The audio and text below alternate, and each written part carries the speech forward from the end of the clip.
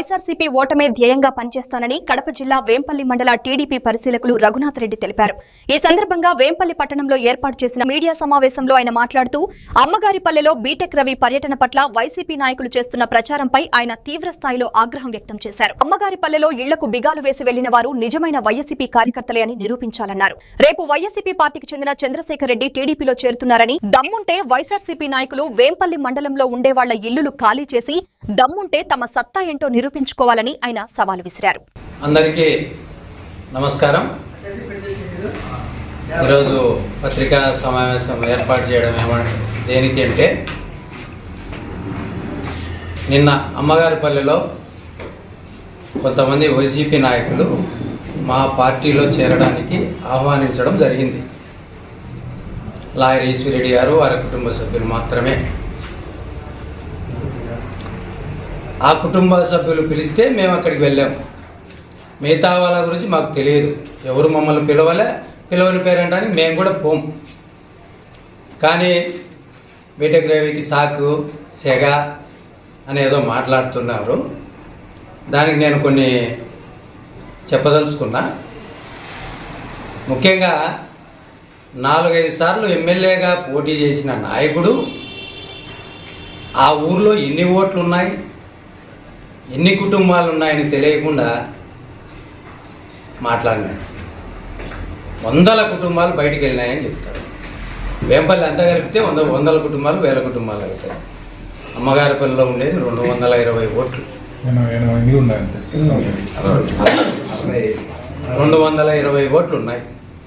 దాదాపు 60, 70, 80 కుటుంబాలు ఉన్నాయి. దాంట్లో వేంపల్లెకు కూతవేటు దూరంలో ఉన్న అమ్మగారిపల్లెకు 4-5 సార్లు పోటీ చేసిన వ్యక్తి ఏజెంటు కూడా పెట్టలే ఇంతవరకు. అక్కడ ఒక ఓటు కూడా గతంలో రాలే.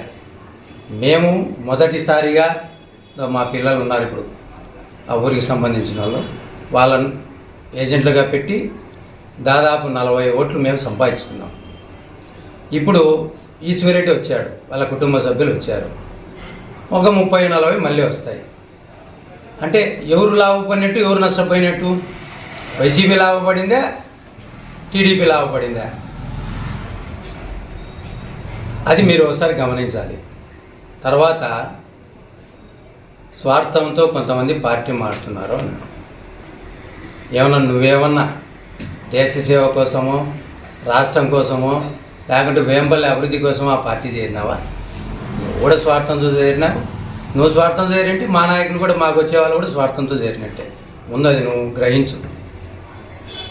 తర్వాత ఆ చిన్న ఊరును పట్టుకొని ఏదో ట్రాక్టర్లో తీసుకొని పోయి ఊరును ఖాళీ చేయించినా ఉండవు. రేపు మన దిల్మాంగే అంటే చంద్రశేఖర్ రెడ్డి పార్టీ చేరుతున్నాడు. ఒక బ్రహ్మాండమైన ఊరేగింపు ఉంది. నీ చేతనైతే వేంపల్లిలో ఉండే వాళ్ళను కూడా ఇల్లు ఖాళీ చేసి బీగాలేసి నీ సత్తా నిరూపించుకో. మేము ఈ పత్రిక ముఖంగా సవాలు విసురుతున్నాం. తర్వాత 1000 ఏనుగుల బలము ఉందని మాట్లాడుతున్నారు, వచ్చిందంటున్నారు. మీకు అంత అభిమానం ఉంటే మీ పార్టీపై రేపు మేము జనవరి 1వ తారీఖు పింఛను పంచుతాము. మేమే పోతాం ప్రత్యక్షంగా ఊరికి. మాకు ఈ సంక్షేమ పథకాలు వద్దు, ఆ ప్రభుత్వం ఉన్నంతవరకు మేము తీసుకోము అని వాళ్ళని చెప్పమనండి అమ్మగారిపల్లెలో. ఇప్పుడు ఎవరైతే బయటికి పోయినారో వాళ్ళు. అప్పుడు మేము నిజమైన మీ కార్యకర్తలని మేము నమ్ముతాం. వాళ్ళని ఏదో బెదరగొట్టుకొనో, భయపడించుకొనో, ఇంకా వాళ్ళకి ఏమైనా ప్రలోభాలు పెట్టి వాళ్ళని బయటికి తీసుకుపోయినామని మేము ఆరోపిస్తున్నాం. ఇవన్నీ కూడా రేపు 31 తెలుస్తాం. మళ్ళీ ఆ రోజు కూడా ప్రెస్ మీట్ మాట్లాడతాం. అప్పుడు తెలుస్తుంది మీకు. ఇవన్నీ కాదు, ఒక భయం పడుతుంది. తెలుగుదేశం బలహీన పడతా ఉందా అంటారా? పులివెందులో ముందు మీరు చూసుకోండి. మీరు బలహీన పడి 1000 ఏనుగుల బలం వచ్చింది అంటున్నారు.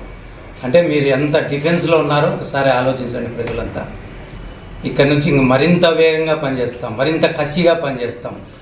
వైసీపీ ఓటమే ధ్యేయంగా ఇక్కడ పనిచేస్తామని తెలియజేస్తూ సెలవు తీసుకుంటాం.